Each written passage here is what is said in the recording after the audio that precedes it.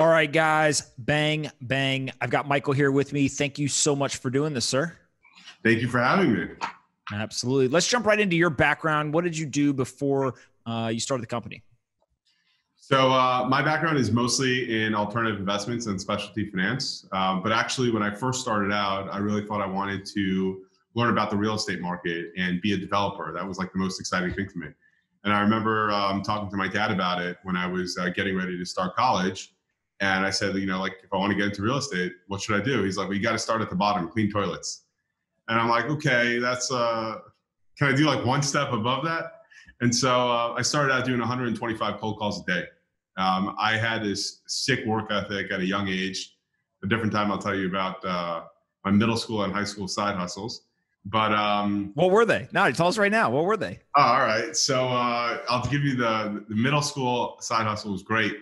So I was in an all boys school on Long Island, and in 8th grade they decided to upgrade the lockers. And the way it worked was you had to pay like $125 for a locker, but the locker would stay in your family. So for all the brothers you had in the school. Now I had no brothers in the school, and it's like December time in 8th grade, and I'm like how am I going to pull this off? You know how it is. Like you want to be the cool kid with the locker. So another friend of mine, we decided we're going to convince our parents to start a business with us. So we bought about 6 or 7 lockers, and then we went to like the variety store. We got locker dividers, went to Costco. We put in like those huge family bags of Rolos and mints, and we essentially sublet space in the lockers to people who couldn't pay the $125. 6 became 10. Once that happened, the school couldn't sell any other lockers. So we actually got suspended for subdividing real estate in school and taking the revenue away, which was kind of an awesome side hustle. And so I did a couple of things like that, ordered bagels, and people didn't want the school food. And we used to get 1-day credit terms from the local bagel store and get 100 bagels. And so the older kids started school an hour before the younger kids, sub 5th grade. My next door neighbor was like on the younger bus. It was the same bus driver doing the route twice. So I made a deal with him that I give him a bialy and cream cheese every day if he picked me up on the last stop of the second route. And I went around the corner of the bagel store. My parents thought I went to school earlier, and then I would come with my 100 bagels and resell them to everybody in school. So I had this like sick work ethic. Even as a young kid, I credit that to my dad. But anyway, I would get into the office around 7 o'clock, 7:30.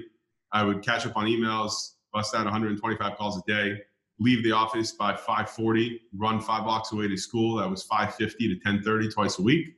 Come back 10:30 at night, catch up on my emails, do my schoolwork, and repeat the next day. And so it was a tough time. It was a grueling time. You don't see success for a number of months there. And but I think it was an amazing experience. It taught you resilience. It taught you about rejection. And so I started there, found my way into the hedge fund world, into private capital markets.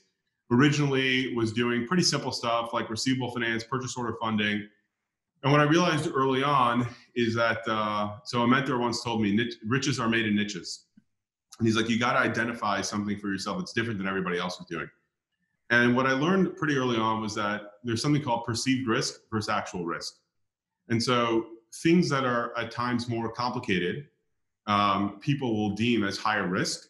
And ultimately, you get paid a lot more for those opportunities.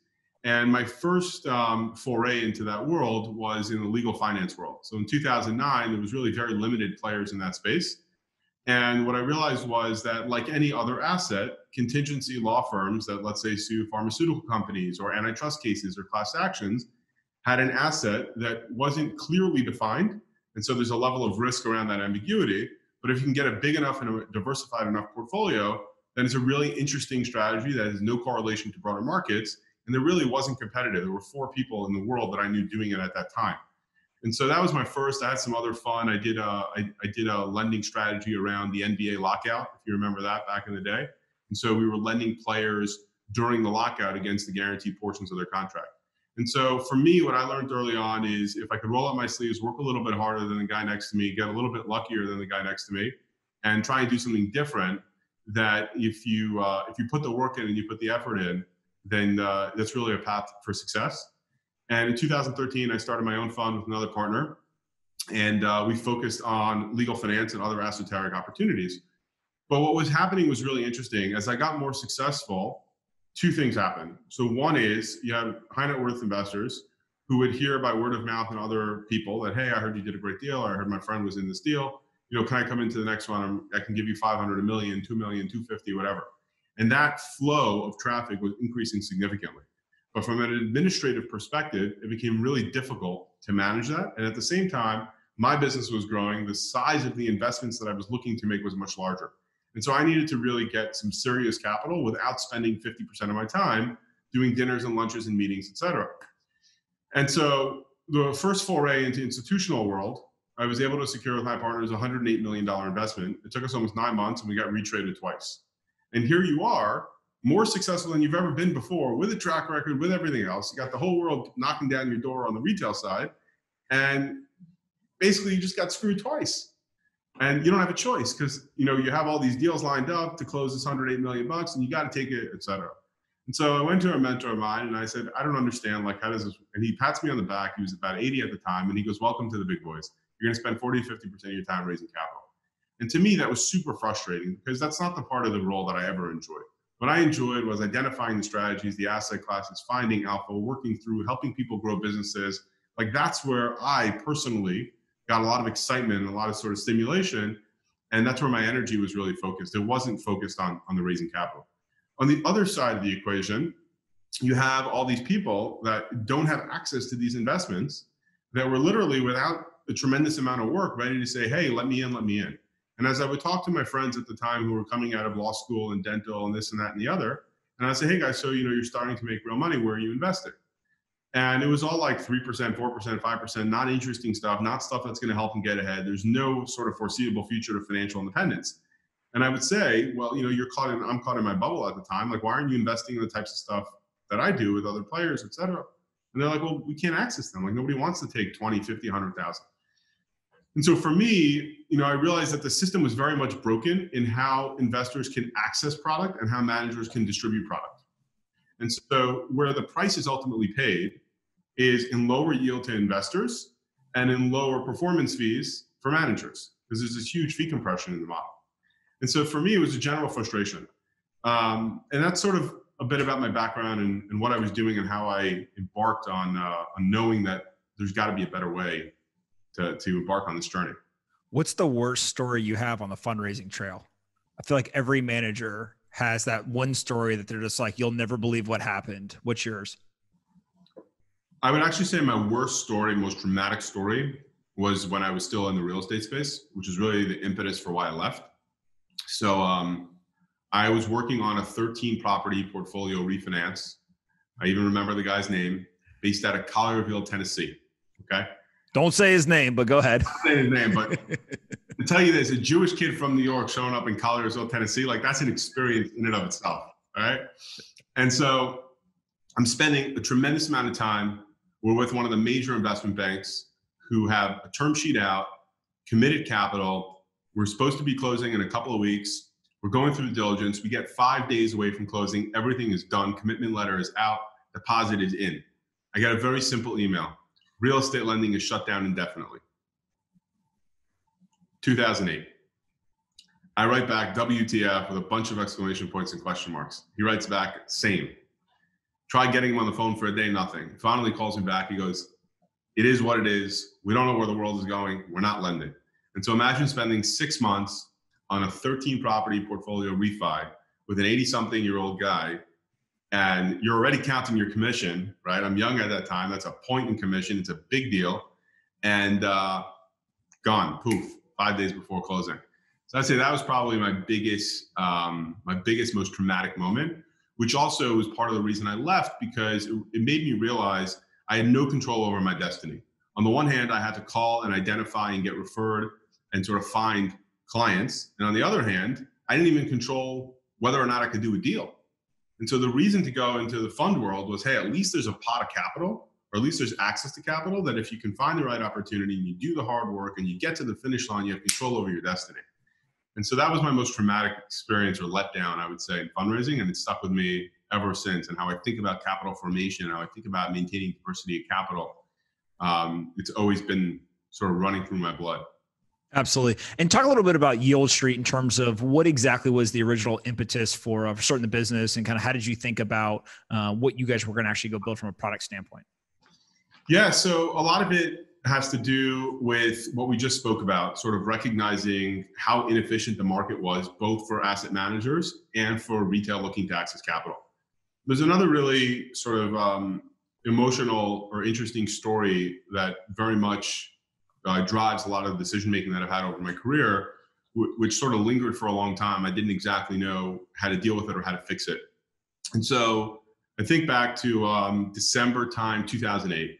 I come home for Hanukkah dinner with the family, and my dad's sitting at the kitchen table, manila envelope, white in the face, which is not very likely for my dad. To give you a sense of who he is, pretty resilient fellow, child of Holocaust survivors, grew up in Vienna, Austria, shipped out at age 12 to go to school. Sort of a very, very different world. Grew up completely broke, built a successful business for himself, at least, had what he can, sort of living the American dream at his level. And big saver, very European in that sense, and sort of pushed all his extra savings into Charles Schwab. We always had what we need growing up, weren't rich, but we're good. And so that's just who he is. And so this white face is just very uncharacteristic. I thought maybe it was like a health issue. And so I'm prodding him to tell me what's up. And he's not going to give. Tough guy. And he goes to the bathroom or goes somewhere. And I, like a disrespectful son, sneak into the envelope to see what's going on. And I see his portfolio is down about 50%. And ultimately, he sells the remainder of the portfolio in a panic, really not understanding where the market's going to go. And I remember in such a juvenile way saying, why would you put all your money in Schwab? Why aren't you invested in a bunch of stuff? And he said back to me, well, that's what people do. We save, we put it in Schwab, and we expect to retire, and everything's going to be great. And so for me, at first, I honestly thought it was the dumbest answer ever because I was too young to appreciate it. But looking back over the following few years, the first thing was I was petrified of ever having to have that experience. The second was I was determined, whatever it took, to be diversified in what my investment approach and what my income approach would be. And I went on that journey, right? And so the real estate idea was, hey, I could always have multiple deals in the fire. And the fund idea is obvious. We're always investing in different strategies, asset classes, et cetera. But the part that I was never able to figure out how to fix, which came up again as I was building my fund, was how do we get people to have financial independence? Why is it that you got 90% of the population working? Some of the people on the lowest side of the economic totem pole are working harder than the people on the highest side, right? I don't think hard work is the determining factor per se, but they have no way to get ahead. So if you think about the mission or the goal of achieving financial independence, in its simplest terms, it's how do I get comfortable that I can pay every bill I have without ever having to worry? That's my sort of view. And obviously for everybody, that's a different level, but that's what we want to achieve. You want to wake up in the morning, you got a bill, you click auto pay, and you're good to go. And there really isn't a path to get ahead. And so I was always inspired by the idea of why is it always the big institutions getting that access? But to be candid, I never really had a moment of clarity where I was able to figure out how can I be a part of that movement. And so I was on my merry way doing my thing with the fund when I started realizing some of these issues percolating and really starting to bother me. What really changed was two things specifically.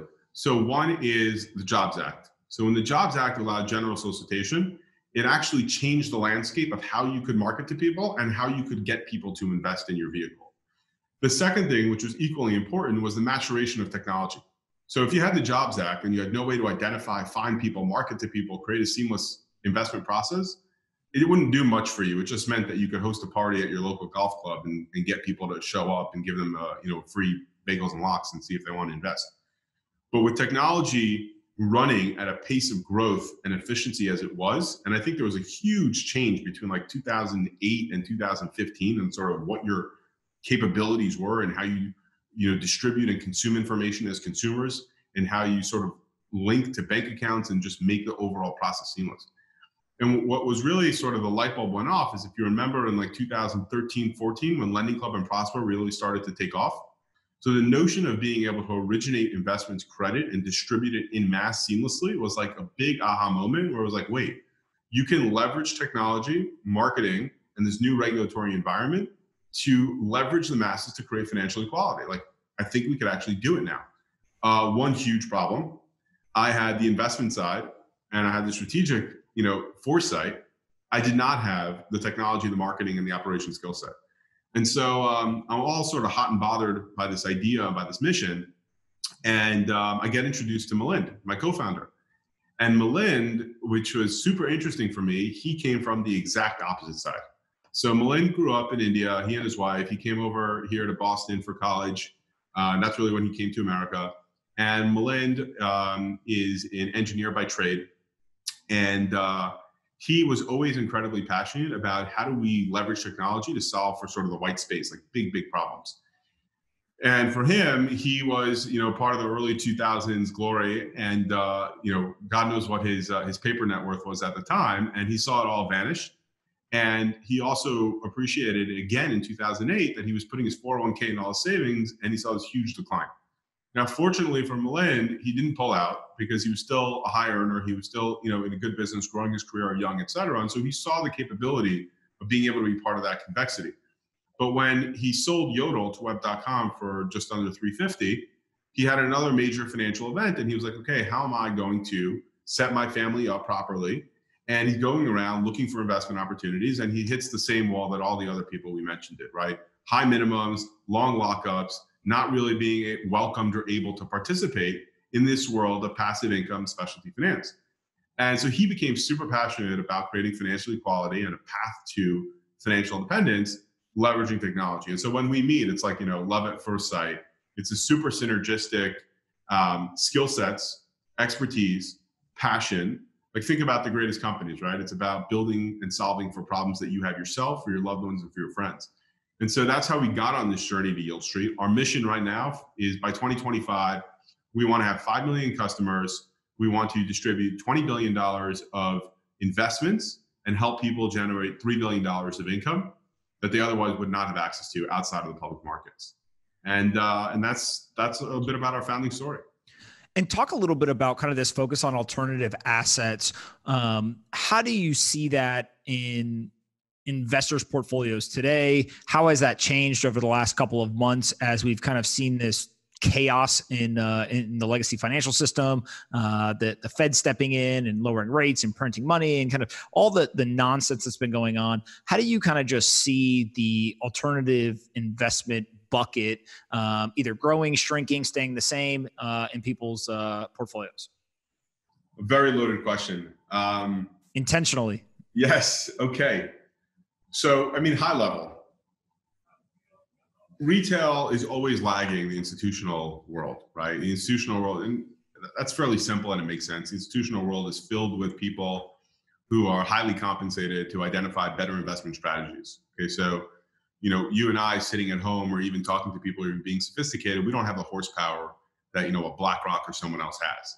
And so what you'll see in every trend, even when basic portfolio theory was started, right? In every trend, retail is always going to be lagging. So if you go back even 10 years ago, institutions started moving 10% into alts. Now, I think what you're seeing is as a result of interest rates being low, as a result of volatility in the market, if you think about if you're an endowment and you have a 5% annual threshold that you have to meet for your obligations, for your charitable givings, et cetera, you can't get that with treasuries. You can't get that in bond markets. So you got to look elsewhere. And so you're seeing a massive shift. We're seeing 20-30% of people's portfolios moving into alternatives. I think it's still going to take a little bit more time for retail to get there. But the bigger issue for retail was a couple of things. A, how do I get access to it? Right? Do I want to go onto like BKLN and make 4%? Like, where's all that excess fee? You're seeing all these hedge fund managers and all these big asset managers making so much money. Why aren't we seeing the same thing when we invest in their strategies? It's because by the time we get there, it's fees and fees and fees and fees and fees. And so the access part is a big issue to actually helping people access more alternatives if they were conscious of wanting to get there even sooner. The second thing is, I think that what people's desires of investing in the past might be different today than they were. If you think back 30, 40 years ago, you were a career employee, you went to a particular company, you worked there your whole life, you retired, you got a pension, you put your money away, and then you started collecting income. The way we work today is changing, right? So people work 5 years, 7 years, they take a break for a year, people spend more money on experiences, people build bigger homes, get nicer cars. Like growing up, you shared a room with your brother. It's not as common these days, right? And so if you just think about the way we live our lives and the goals that people have, it also requires them to think differently about how they invest. Do I want to have passive income? Do I want to make my money work for me? You want to get a car, you want to go on a vacation, you want to build a house, whatever it is you want to do. How do I spend profit and not principal? And so being a part of the alternative space gives you a lot of advantages. And alternatives is a big word. So we're focused mostly on credit or special situations, right? And so it's going to, in our case, we're going to look for assets that are lower correlation to the markets. We're going to look for opportunities that generate consistent passive income. We're going to look for opportunities that have downside protection. We prefer to have less volatility. I think that investors generally, like, sure, it's amazing if you look at the last couple of days in the market that, you know, we've shot up like crazy. Look at last week, we tanked like crazy. Emotionally, I don't think we want to keep going through these gyrations. And so the reality is that investors, I believe, have stuck to stocks and bonds mostly because of the limitation of what they were being offered and the experience in which they can access them. You don't want to go and get a 100-page PPM and sign the entire PPM when you can't understand anything. You want to come to a platform that's digitally native, that speaks to you today. You want to see things in infographics. You want to see things in webinars. You want things to be broken down to you. You want to consume information. We have a policy here at YieldStreet. If you can't explain the deal to your mother, we shouldn't do it. Period, end of story. When someone comes in and says, I have the most complex structure in the world, but you're going to make all the money in the world, it's like, thanks, but no thanks. We're not smart enough. That's it. And so I think that as people think about their financial goals, how they want to grow their assets, do they want to achieve financial independence? How do we get there? Alternatives is speaking more and more and more to what your goals and what your desires are. If you look back at data that talks about when people have access to alternatives. So we have this great slide that we use all the time here at YieldStreet to show an investor journey's life, okay? So look at it from 18 to 80. So in the early part of your life, called 18, 20, 25, it's all debt, student debt, housing debt, auto debt, credit cards, and the list goes on. As you start growing up, you get a job, and now you have a 401k, then you have a little stocks and bonds, et cetera, et cetera. We only saw 10% of people being able to invest at the age of 65 or above in alternatives. Why? Because the minimums were high, the lockups were long, they didn't have the financial wherewithal to get into those products. At YieldStreet, leveraging technology, we were able to bring that back. Our average user is 42. So you know the power of compounding. 23 years of investing. 23 more years. What is that? You know, how far can that get you? That's how we help people achieve that goal. And so when you think about the broader backdrop of what's happening with interest rates, you think about the volatility, you think about the reality that people aren't actually getting ahead. You think about how many companies were public 10 years ago versus how many companies are public today with the advent and the growth of the private equity and the venture markets. We're not actually accessing the level, scale, or quality of companies that we were 20 years ago, or even 10 years. So when you invested in an Apple early on, or in one of these other major companies, whether it's Microsoft or Exxon, or who knows what it was, you were able to participate in that convexity, in that growth of equity, in that growth of the business. Today, companies are staying private much, much longer, and maybe never even seeing the light of the public forum. And so you don't really have that convexity story other than high risk, high reward businesses, like in the tech space and otherwise. So where are you going to find an attractive yield or asset appreciation model with limited risk, with downside protection, with collateral, with loans, et cetera? And so that's why institutions are moving there, and that's why retail is moving there more and more aggressively. And so to answer, one of your questions, where do I think it's going? I think we're going to see 30 to 40% of people's overall portfolio in alts over the next 5 years. It's not sooner. How much of the obstacle right now is regulation, right? We recently saw a little bit more in some of the crowdfunding regulation, kind of go from $1 million to $5 million. And there's a little bit of progress happening there, but we still live in this society that's driven by regulators where they essentially, one, use net worth as a signal for intelligence, right? Or kind of a proxy for intelligence. Two, there's maybe some, lack of insolvency. If you've got somebody who's rich and they make a small investment that, they're not going miss the rent payment because of it. But there's a ton of kind of regulatory tape and obstacles that prevent the average person who, makes $50,000, $60,000 a year. They go to work every day. They do a great job. They don't have millions of dollars to invest. How do we kind of get them into some of these investment opportunities in the private market or in the alternative space that, either one, have been difficult to access, right? Sounds like you guys are solving that with technology, but two, there's still this kind of regulatory obstacle as well. It's a great question. For me, it's a mixed bag is the truth. And I think people don't look at it this way enough, in my personal opinion. So first of all, I think on or about December 8th, the accredited investor definition is changing to be more inclusive. Okay, so it's going to include qualified employees. It's going to include sort of a larger subset of people.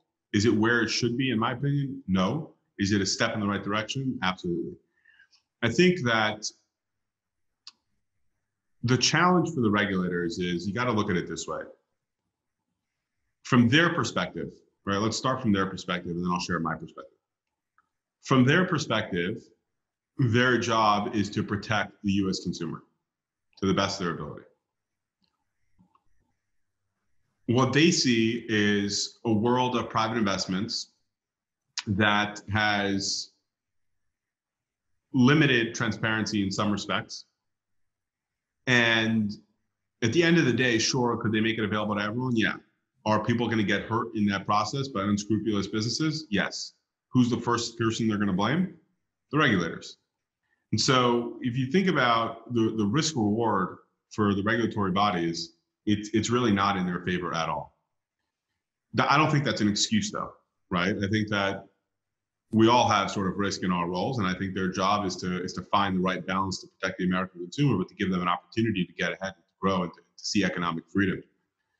And I think they're trying to do it, right? And I think a great example is what they're doing on digital banking, trying to create sort of a licensing model for digital banks, lightening the requirement for accredited investor, allowing Reg A+. Certain things have happened.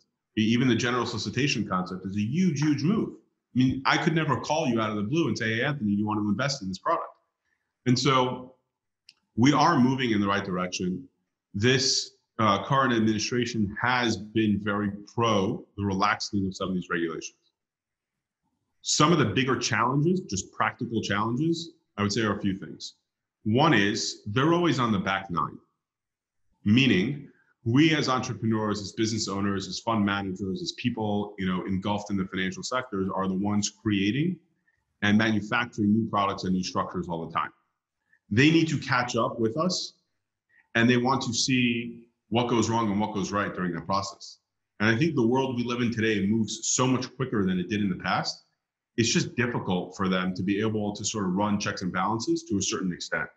And so I think functionally, it's difficult. I think a solution to that is how do we have more of a partnership with the regulators, right?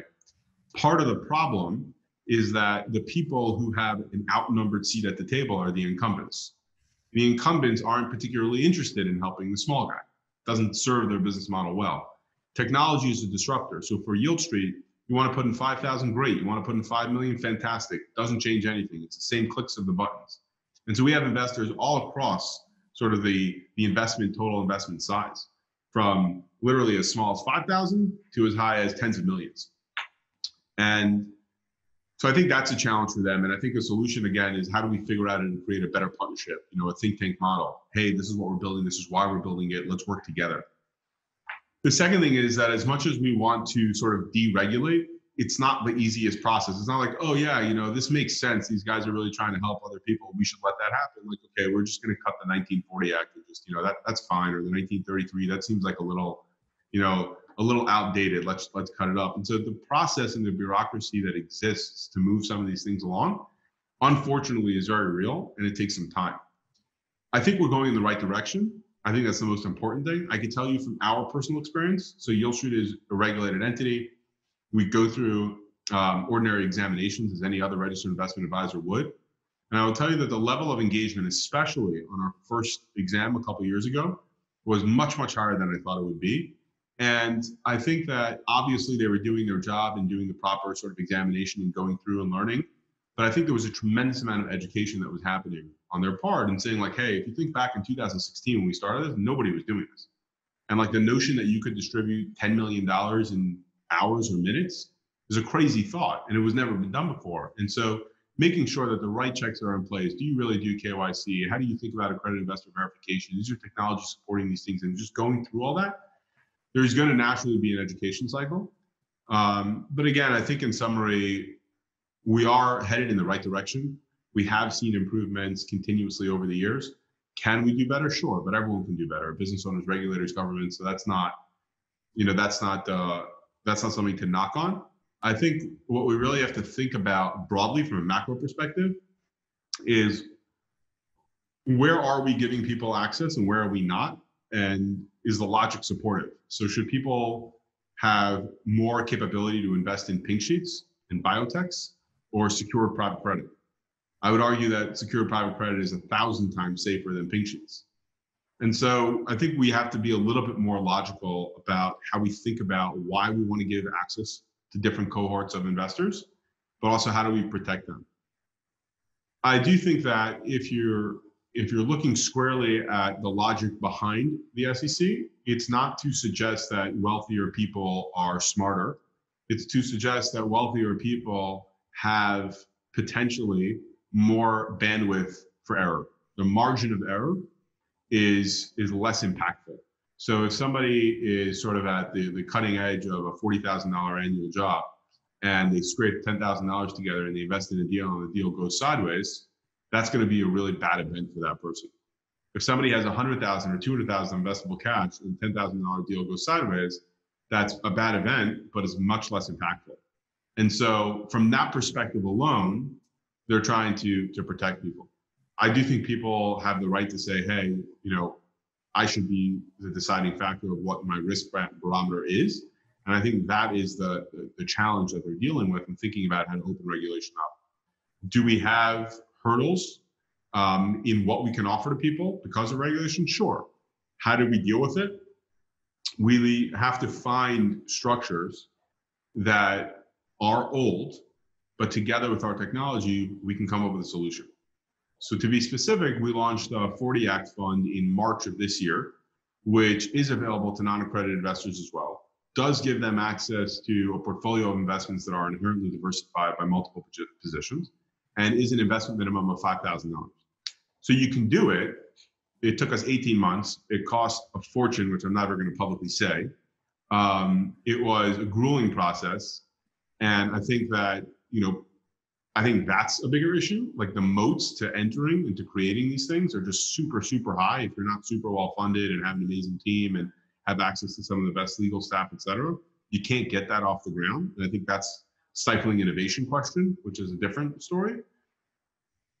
But you can't fix it all in one day. But I think as long as we're going in the right direction and we're not regressing, then we should be celebrating the progress. Absolutely. And you guys have done a great job kind of navigating this environment. What are some of the more popular or interesting either opportunities or mechanisms on the YieldStreet platform? And obviously understand that there's a bunch of regulation as to you're not trying to promote them, but if used without name, you can kind of describe the types of things that people are coming to YieldStreet to get exposure to. Yeah, I think that what's most interesting about YieldStreet than any other platform that's out there is like, as I think about what are our key differentiators, right? What are the real moats in the business and how are we different? And so when you talk to other sort of fintech businesses, there's a few things that I think come to mind. So one is I think fintech is a term that's abused every day. What fintech is supposed to mean is a balance between financial services and technology that help a business become much more disruptive. When you look at most companies, they're either started by a finance professional who hires a CTO, which usually ends up with limited technology, a beautiful website, some functionality, and a bunch of people in back office doing the same thing you were doing if you weren't a tech business. When you have a tech CEO who hires a finance professional, what you have is super robust tech. You have AI, you have incredible APIs, you have beautiful user experiences, you have all this other stuff, but there generally isn't the right amount of rigor on asset performance and asset quality. And I think what we have to do, and I know that we talk about it every day, one of our core values at YieldStreet is investor first. You got to know a couple things. One is, I don't care how wealthy you are or not, the money that you're putting on YieldStreet or any other platform is hard-earned money. Number two is not everything's always going to go right. Okay, and so you got to have tremendous attention to detail and focus on asset quality and asset performance. I always say never invest with someone because they can make you money, right? We used to have this line, my office used to be on the 54th floor, and everybody comes in pitching the flavor of the month of their idea. And I would always say, you can take $1 million in cash, open up the window, shake it out, express elevator downstairs, we'll get down there, won't be $1 left. Putting money out is the easy part. Bringing it back home is where the talent is. And so I think there's got to be real attention to detail and asset quality. And so the first thing that I think about when you look at the leadership at YieldStreet is you have Milind, who is purely your tech entrepreneur and all things we discussed before, who has sort of this real, from a leadership perspective, real pressure, real focus on the team. How do we leverage data and technology to create a solution to this bigger problem, right? And from my perspective, it's how do we focus on asset quality to make sure that we're always distributing best-in-class opportunities, full well knowing that not everything's going to go perfect, but we got to have the team that understands how to deal with those situations. And so you have a team that really has serious rigor in both financial services and technology. So I think that's key differentiator number one. Number two is when you talk to a lot of these different businesses, they want to distribute real estate. They want to, so they'll say we're democratizing fractional ownership or democratizing access to real estate or some other asset class, et cetera. And I think when we talk about it at YieldStreet, it's a much bigger picture. So I told you what our mission was, right? And if you think about it practically, the how is to create a digitally native solution that really is a one-stop shop for wealth management and wealth creation in a curated fashion. So you got TD Ameritrade that's got every option in the world. I'm going to ask you, Anthony, what are your favorite opportunities on TD Ameritrade? It's like, call me back in a month when I figure out the 17,000 options they're offering, right? And so I think consumers today want curation. So you look across the risk reward spectrum. I want some, bonds here. I want cash or cash alternatives. I want equity. I want debt. I want high growth equity like venture capital, some higher risk, some higher reward, et cetera. But I want to curate it. So based on my preferences, my income, my expenses, et cetera, show me the 3 or 4 best options for me. So I'll give you an example. You look out right now on, in sort of the Wall Street world, you have every top name manager raising capital for what they're calling distress funds or COVID dislocation funds. Okay, so think about the aviation industry. At its peak during COVID, it dropped 92% in activity. So if I asked you, do you think in X number of years from now, whether it's 6 months or 2 years, are people still going to be traveling? Are people going to be traveling more than they did last year? Right? Like that's part of who we are today. We travel, we're global citizens. Okay. And so there's going to be a shift in ownership, a shift in the capital structure of maybe who owns the planes or how they're owned, or someone hasn't paid their bills in 9 months, so they're in default, right? So there's a lot of distress opportunities. Think about hotels. You walk around New York City, most of the hotels are closed. The ones that are open barely have any services. And so there's going to be distress in the market, and people and these funds are sort of going out there and raising enormous amounts of money to take advantage of that, seeking to generate returns of 12, 15, 20% over the next few years. I don't know anyone in retail who's going to get access to that, but they should, right? And so when we think about what we're providing to you and why we're differentiated, it's how do we create a solution for you across your whole portfolio? So we want to be that place that brings you a great experience that's digitally native, that has your app, that has your web portal, that's exactly how you, if you close your eyes and you envisioned, how do I interact with my money? This is what it would be. And for us, there's a much bigger thinking behind it, right? And the question is, from a social behavior perspective, what has changed over the last number of years, and where are we going, and how do we be part of that story or lead that story? And so I have 2 great examples, if you'll indulge me. First one is 15, 20 years ago. What was your favorite cell phone? 15 years ago? Probably, would they have like the Sidekick, the Razor, all of those, right? Maybe I even had it. One second. I know. So I usually have like a V phone and a Nokia on my desk. Yep. Somebody else might have taken it. And so I would go for the Nokia or the Razor, right? The smaller you can get, as long as I could play Snake. For my emails, I had my BlackBerry a couple years later, but it took me like God knows how long to separate from a 2-phone model and go to my iPhone. Now, let me ask you this. When we got our Nokias, we were looking for the smallest phone as possible, and we didn't want to spend more than like 200, 250. I remember when that Razor came out and it was $450, like people were having a heart attack, okay? So now you're spending 2, 3, 4, 5 times the money on a phone. It's 4 or 5 times the size. It's got way more glitches than my Nokia ever had. My battery on my Nokia lasted a week long, and I think I played more Snake than anyone I know. My BlackBerry was a big brick breaker. But here I am buying an iPhone for $1,000, $1,200. What happened? Let's talk about the way we shop. I remember I used to help my mom do errands. I'd go to the baker, the butcher, the fisherman, the flower store, the variety store, the bank.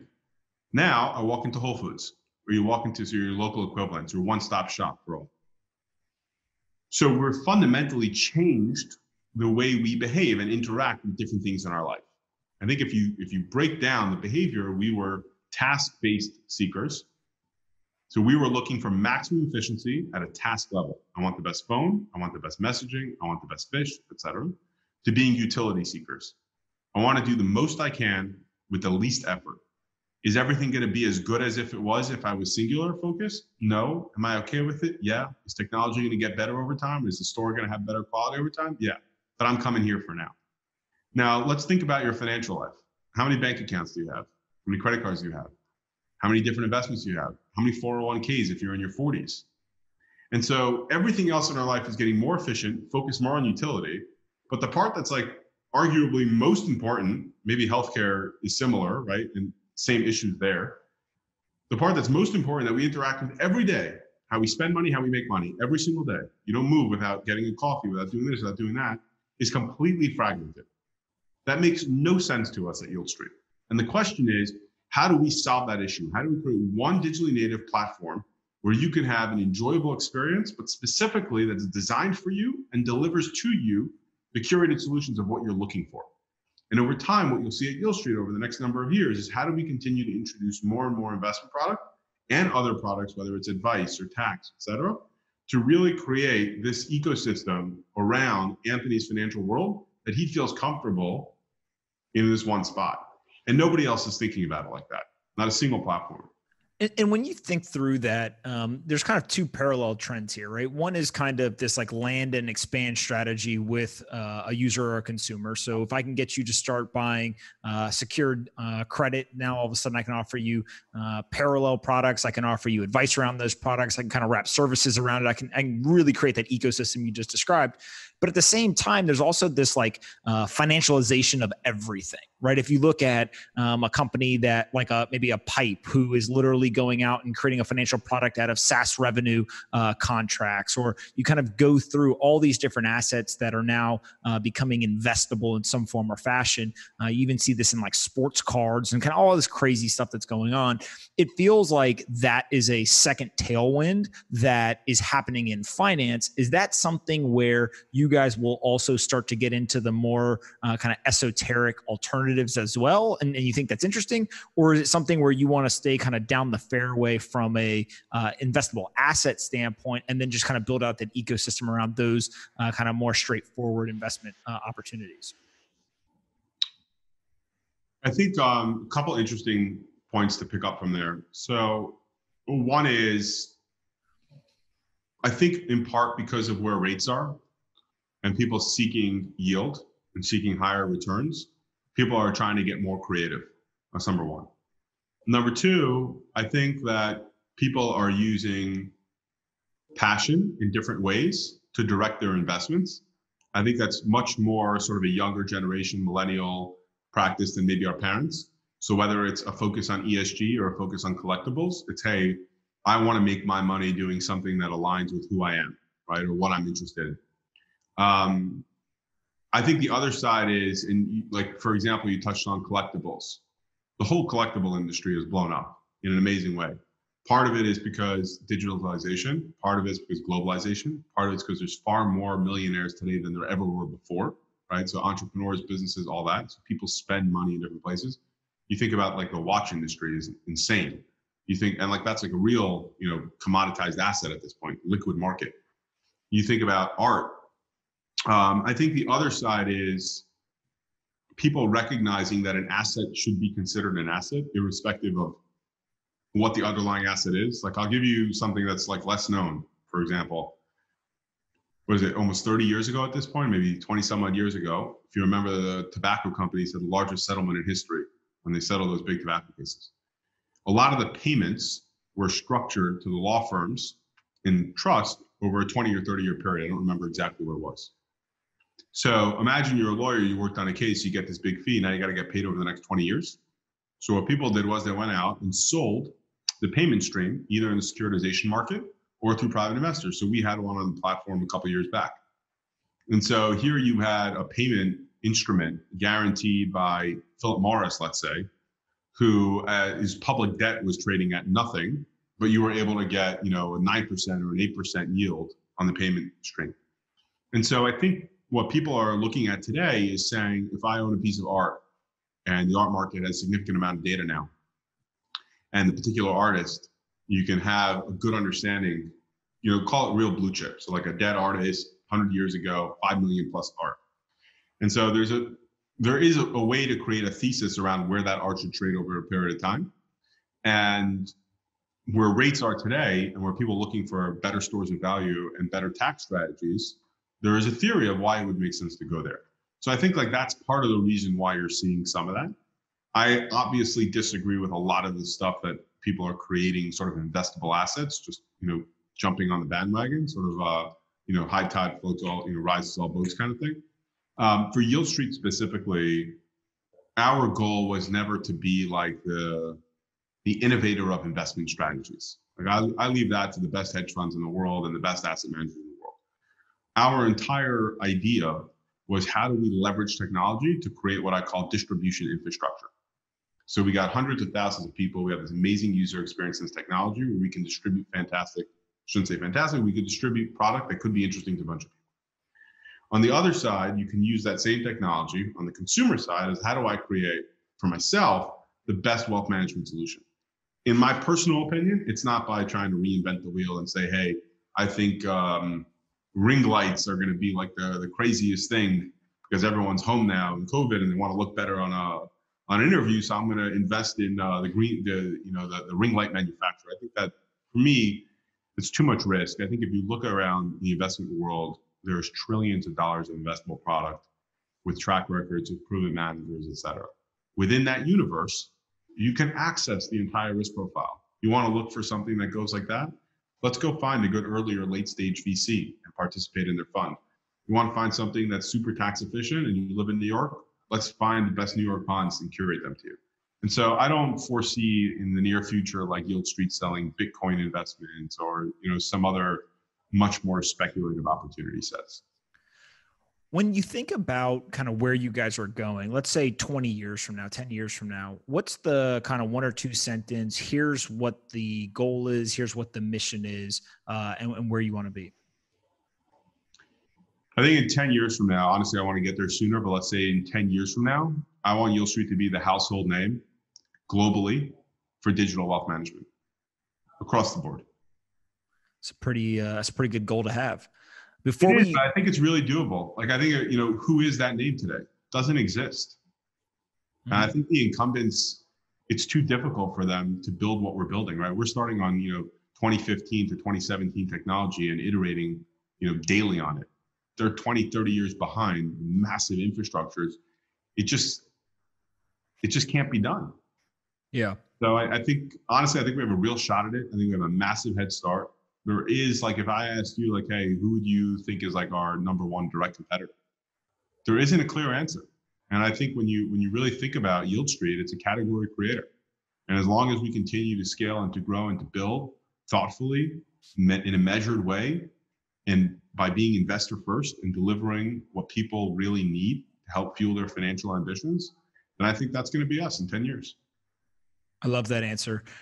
Before I wrap up, I always ask people the same two questions, and you'll get to ask me one question at the end. The first question is, what is the most important book that you've ever read?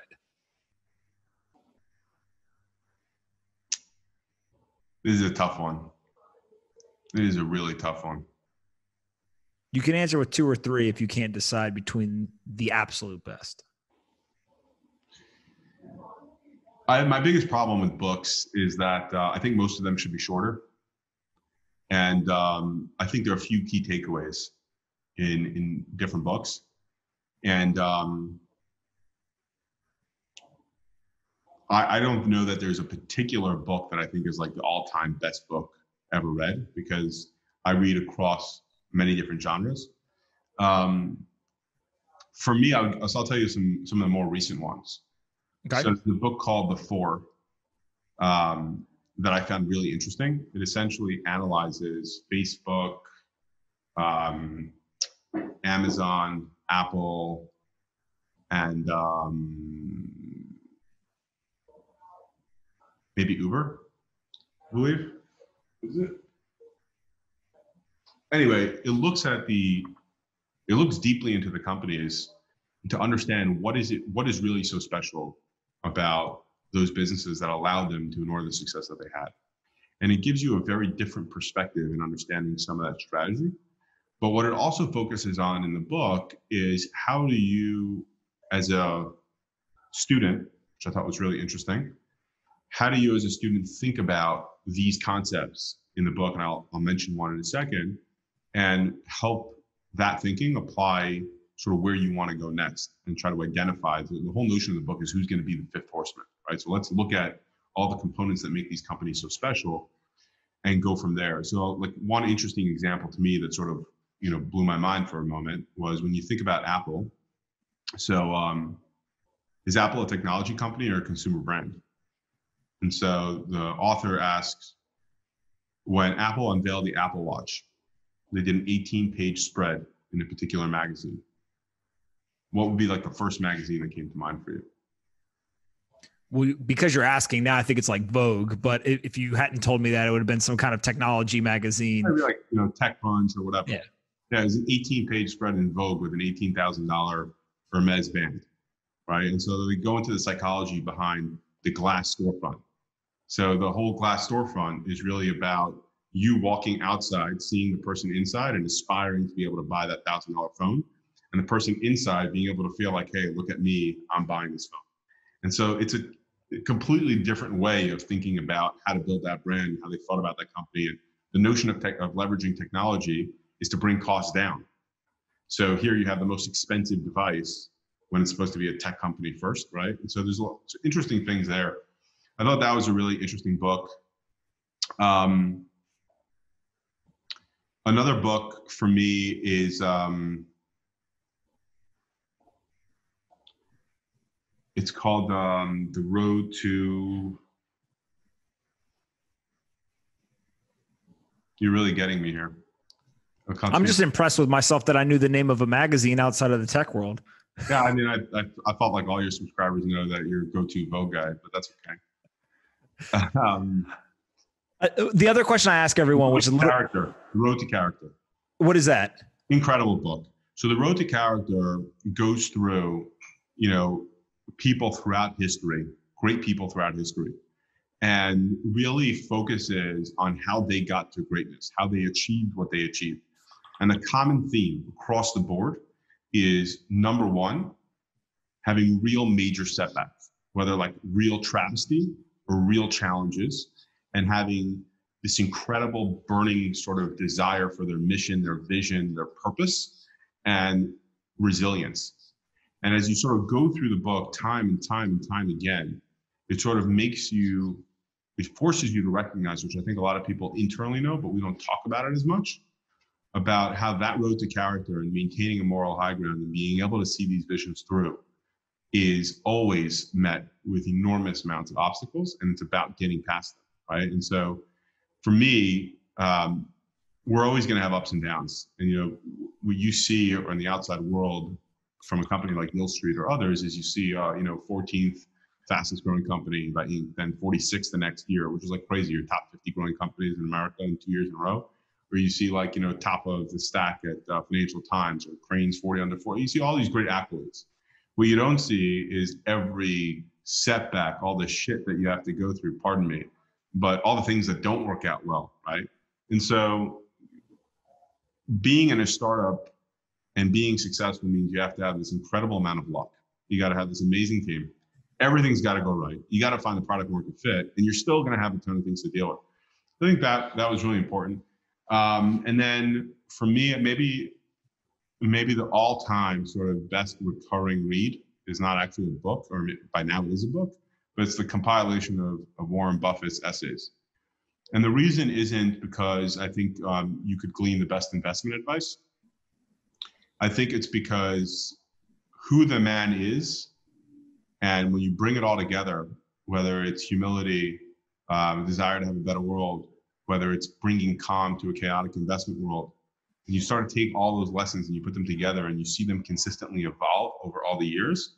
I think as both a business person, entrepreneur, I look at myself and I try to look at, the people on our team. We have a term here at YieldStreet called a growth seeker. We got to be looking to grow both personally and professionally, always.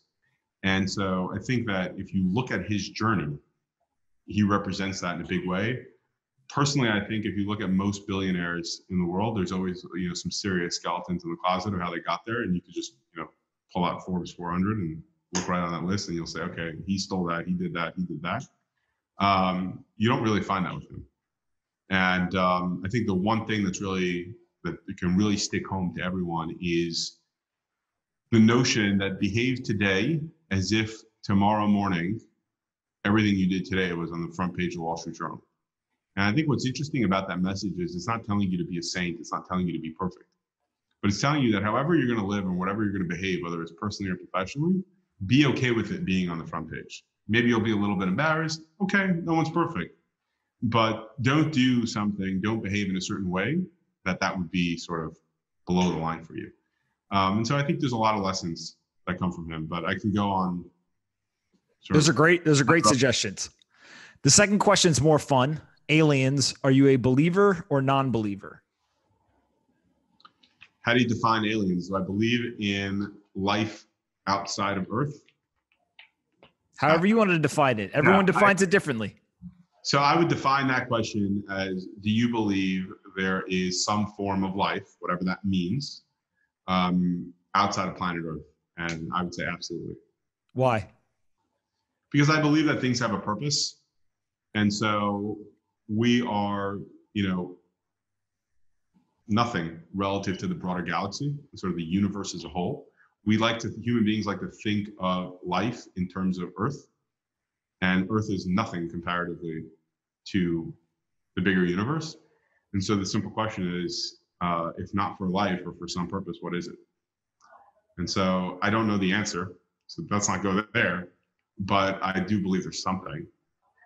Whether they're going to come and destroy us, that's not that doesn't rank high on sort of my anxiety at all or my focus. But we want to find them for sure. We don't want them finding us. Yeah, I don't know about that. I mean, we've managed to live this many years here, and nobody's coming and destroying us tomorrow morning. I mean, if that happens, thank God Will Smith is still around. Exactly. I Am Legend will come save us, but I don't know. We'll leave that up to others. To finish up, you could ask me one question. What's the one question you have for me?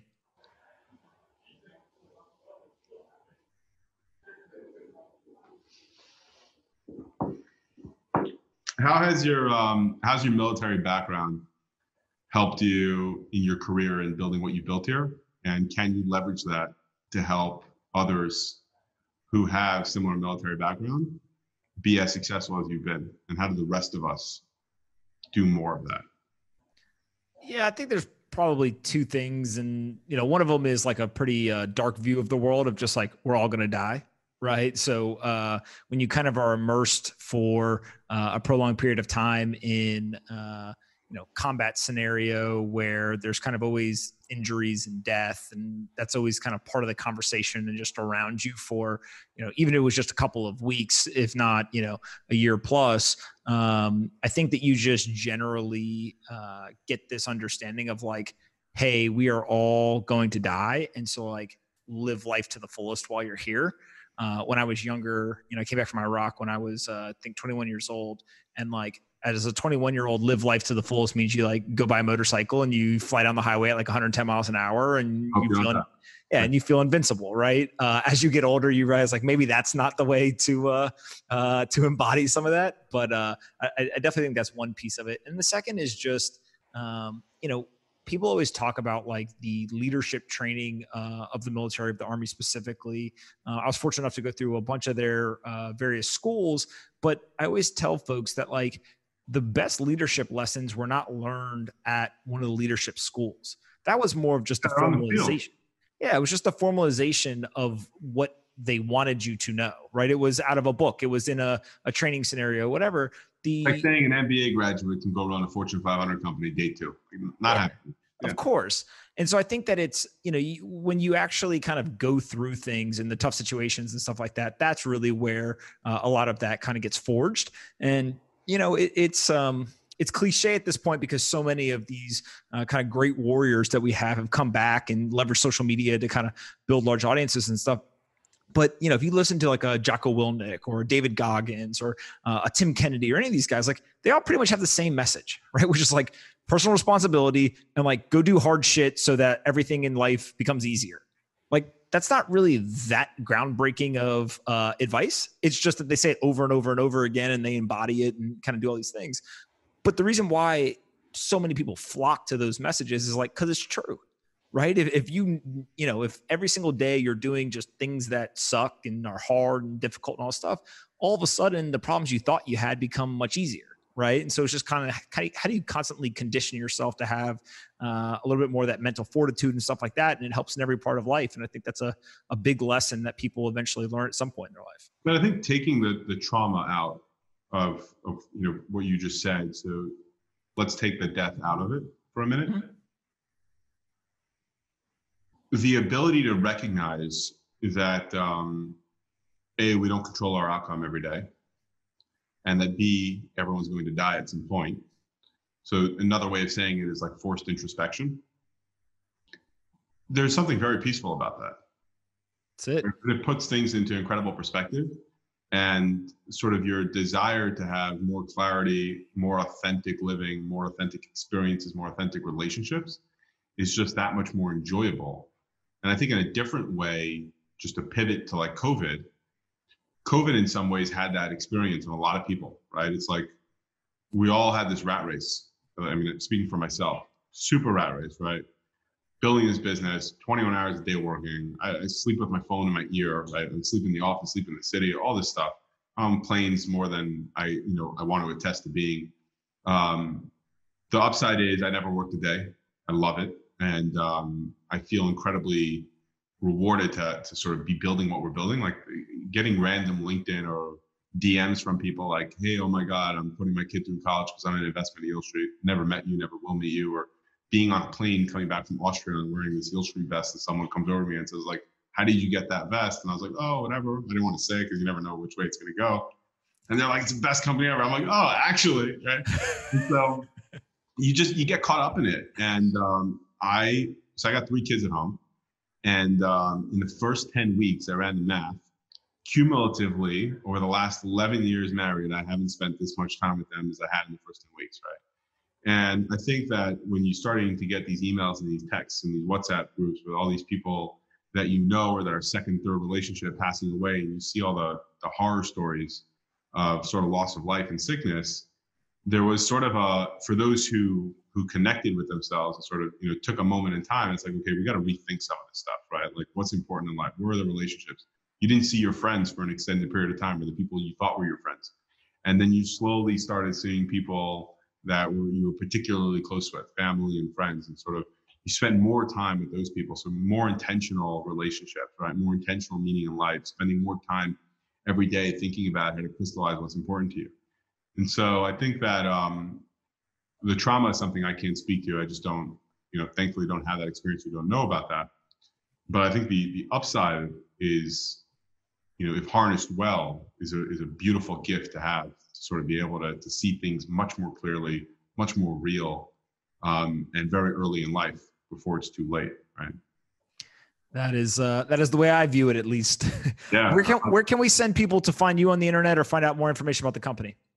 Best place is YieldStreet.com. So that's the best place. You can come to us on LinkedIn. You can follow me on LinkedIn. But the website is super intuitive. It's enjoyable. Or download the YieldStreet app. And we're here for everybody. Ask us any questions you have. And whatever we don't have that you want, drop it in an email, tell us, because we're here for you. So we got to build it. Awesome, man. Listen, thank you so much for doing this. We're definitely going to have to do this again in the future. I look forward to it. Thank you. Have a great day. It was a great talk. Take care.